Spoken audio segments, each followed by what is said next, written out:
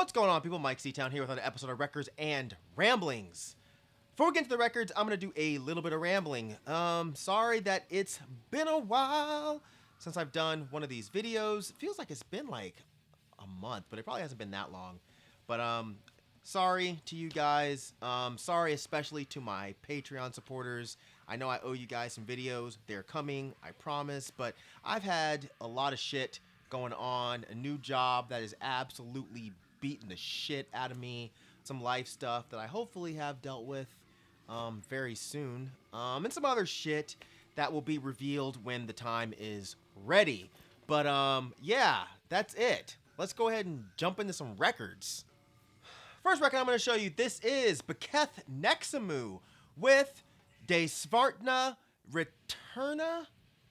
I'm sure I'm butchering it, but hey, what do you want me to do? But yeah, this is another project of Svarta. And yeah, he also does as Alyssa Sath, Deezer Doden, which I'm sure I'm pronouncing that wrong as well, Nippa Holland, bunch of just incredible bands. He's one of my favorite black metal musicians. But yeah, this was originally recorded in 2013. Apparently this is all improvised. I don't know how he does it. It definitely doesn't sound improvised. It sounds way more thought out than other people's albums that they've been working on for like 5 years. Records on Black won't bother showing you that. But yeah, this was a demo, and it was actually his third recording under this project's name, and it's fantastic, man. Very atmospheric and mystical sounding black metal, fantastic riffs, great vibe all around, very, very cold sounding. But yeah, this is some amazing stuff.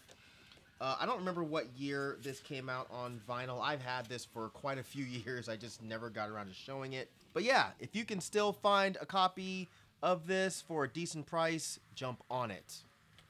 Next record I'm going to show you, this is Carrion Sunflower with The Romantic Youth of Jesus. If you're not familiar with this band, this is Curtis Sunflower, who used to be on YouTube here. He also was under the name of The Pitch Control for quite some time. But yeah, super sweet and lovely guy. I really miss seeing his face on the YouTubes here. But we did some collaborative videos together. But I was just a fan of the way he put videos together. He's really, really creative. But yeah, I didn't even know that he had this project. I'd been talking to him for quite some time, and he never mentioned it.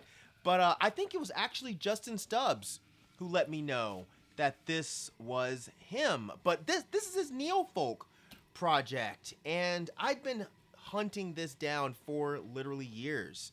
And it finally showed up on Discogs for a decent price.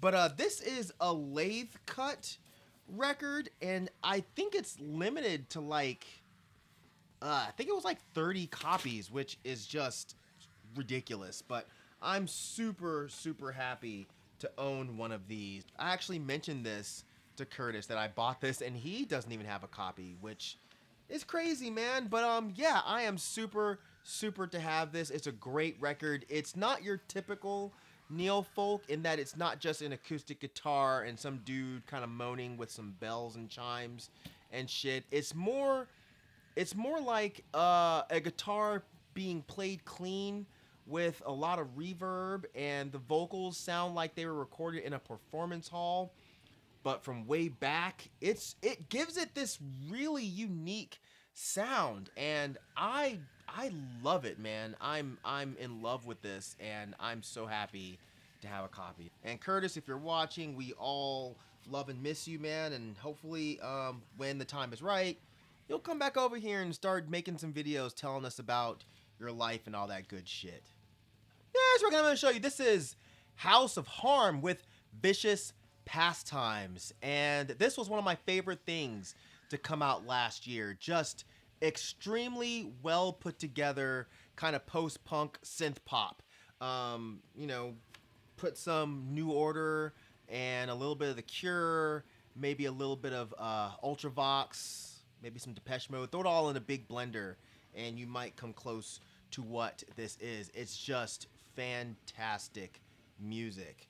The second I put this on, man, it takes me right back to the goth club that I was obsessed with going to in like the early 2000s. But yeah, this is fantastic stuff. Records on Black won't bother showing you that.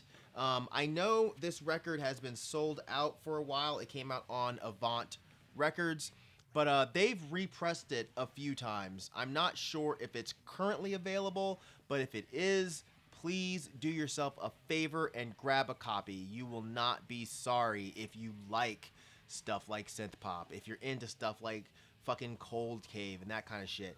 Grab this. It's so good. The next two albums are by the same band, and that is going to be Idle Hands. And the first one I'm showing is, I don't know if this is Mana or Mana, but I got into these guys kind of late, but I totally fell in love with this once it clicked. It took a minute to click, but once it did, I loved it. Not even sure how I would classify these guys.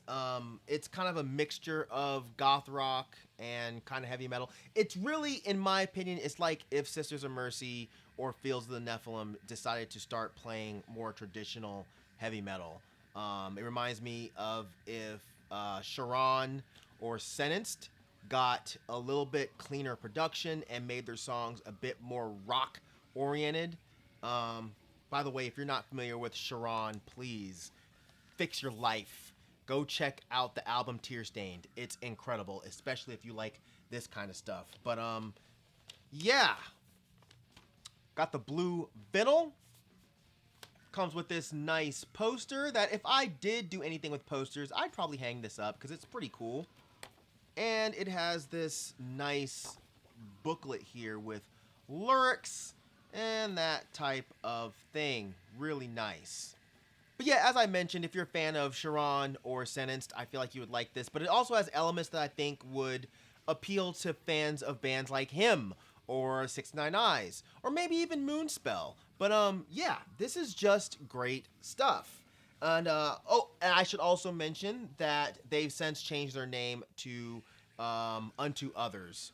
Not really exactly sure why. I think it's some kind of legal thing. But regardless of what they name this, it's just fucking awesome music. Next record I'm going to show you, this is another Idle Hands record. This is Don't Waste Your Time, their EP that came out before Mana/Mana. But yeah, this is also great. I believe two of the songs that are on here are on the other record, I believe. I might be wrong. Yeah, I think I'm wrong. Anyways, yeah, this is an awesome album. And if you liked Mana/Mana, I think you should get this because you would like this too. Back cover comes with this nice kind of cardboard insert here. And this one's on red vinyl. You probably can't see, but there's like little bits of smoke in there, some black smoke. But yeah, if you've not gotten a chance to grab this, I know there was a sale going on their website because they were trying to get rid of everything that said Idle Hands on it. So you might still be able to get a copy of this straight from them. You'd be picking up great music, and you'd also be supporting the band directly, so that's always important. And the next record I'm going to show in this edition of Records and Ramblings, this is Jpegmafia with All My Heroes Are Cornballs. I've had this for a while, not exactly sure why I haven't shown it, but yeah, this is one of my favorite albums that came out in 2019. I won't get too deep into it because I reviewed this with Dead in Hip Hop, so go check that out. If I can remember, I'll put a link down there in the description section, but came with these nice printed inserts with some lyrics and all that good stuff. Records Are on Black won't bother showing you that. But yeah, this is really great, dark and kind of quirky experimental hip hop, but it also has these weird R&B-ish elements that really work nicely with the other stuff that he's doing on here. But yeah, this is great stuff. So yeah, if you've not heard this, which I'm sure the majority of the people that are watching my channel have already listened to this, but yeah, if you have not, Get on it, man. She said, you better count your blessings for real. Amen. Shit is great. I don't know that I like this quite as much as Veteran, but that's strictly a personal thing because I do feel like the music is just as good as Veteran. I think I'm just maybe connected to Veteran a little bit more and know that's not because he says my name on that shit. I think I just listened to that album a little bit more than this one. But anyways, yeah. Get on it if you don't have this already. And the last two records I'm going to show on this edition of Records and Ramblings are by the same band, and that is the almighty Old Nick. And this is Witch Lymph and Flying Ointment. Yes, this was released by Obscurant Visions. This was limited to 200 copies. I have, oh God, copy number 148. Yeah, it's very hard to see. But yeah, these guys kind of came out of nowhere, and I don't know, some people love them, some people hate them. I happen to love this band. They play a super weird style of black metal. It's almost like raw black metal with this kind of circusy element, and I know that makes it sound like it's some bullshit, but it's not. It's really, really cool, really, really good stuff. It really sounds like punk kids playing their version of raw black metal, in my opinion, and it's some truly unique stuff. If you can hear that, sorry, my cat is freaking out outside the door. Zoe, please stop. I'm making a video! Yeah, not many bands sound like them, and this late in the game, it's actually fascinating that I can say that about any band, really, especially a black metal band. So, yeah, Records on Black won't bother showing you that. Some people shit on these guys because they say their riffs are stupid or silly or whatever, and that's fine, you know, it's not for everybody, and I would never judge anyone for not liking something that I do like, but I don't think that they're a joke band. I've seen some people say that. I just don't think that they take themselves super duper duper seriously. Plus, you know, a lot of you nerds fucking gobble up anything that Pest Noir releases, but you want to say that this is too silly. Shut up. And the last record I'm going to show in this edition of Records and Ramblings, this is the Old Nick Hex Cloak split. So yeah, this is some more Old Nick stuff. I bought it for the Old Nick material, but the Hex Cloak stuff is fantastic as well. The Old Nick side, it's a bit more punky musically than some of their other stuff, which is fine for me because I love it. My favorite song on here is probably Pastoral Spell to Churn Everlasting Butter. Amazing song. Hex Cloak I wasn't familiar with until I got this record, but they're great too. They make a great partner for Old Nick.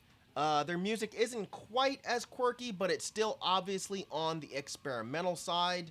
Honestly, for all I know, this could be one of the Old Nick guys.